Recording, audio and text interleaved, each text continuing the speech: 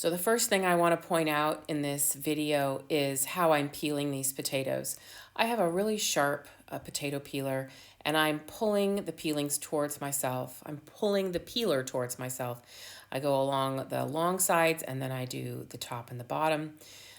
Once when I was teaching a class, somebody told me that they just could not make mashed potatoes and they didn't know how and it was just too frustrating. And then she revealed to me that she's been using the same peeler for 20 years. And so, a peeler is something that you need to replace. I mean, really every 2 years. It has to be a good one. It has to work. You just can't burn out your hand muscles, okay? I put all the peelings in the compost bowl, okay? And now I'm going to talk about chopping. The first thing I want you to notice while I am chopping these potatoes, okay, is how far I keep my fingers away from the knife. This is the kind of thing where, if you don't cook often and you're all of a sudden cooking something, a big Thanksgiving dinner, this is when you really need to just understand that there are some dangerous things happening, okay? While I am chopping my potatoes, I never take my eyes off of what I'm doing, not even for a second, okay? Into the hot boiling water. Now, this size of potato is perfect because they're thin, they're manageable, and it cooks up really quickly. I use this spider spoon or a big slotted spoon because I am not, I'm not dumping potatoes in, and that would cause hot boiling water to pop on me.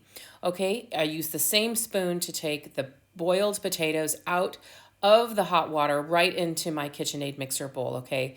And they are cooked so perfectly, you can see that they kind of crackle. They crackle when I hit them with the spoon. Next is the butter into the hot potatoes, okay? And I'm going to use my paddle attachment first. And I am going to turn my mixer on and I am going to run it for 3 whole minutes, okay? I can scrape down once or twice, but I am going to run that on high for 3 whole minutes. That breaks the potatoes up, okay? I add my 1 cup of buttermilk, all right? This is so delicious on the potatoes.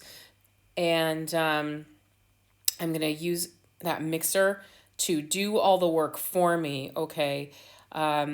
Making mashed potatoes does not have to be a completely laborious task. The hardest part is really peeling the potatoes. Add a little salt, okay? And be sure to taste as you go just to see if you've added enough salt for you. Now, this is the balloon whip attachment.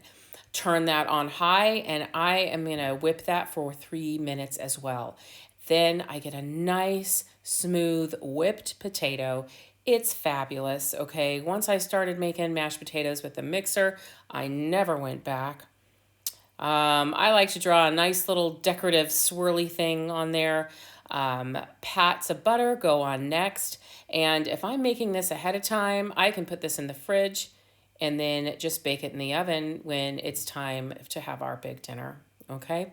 I cover it to keep it in the fridge like this. And it is a great dish for any day, okay? Thanks so much. Bye-bye.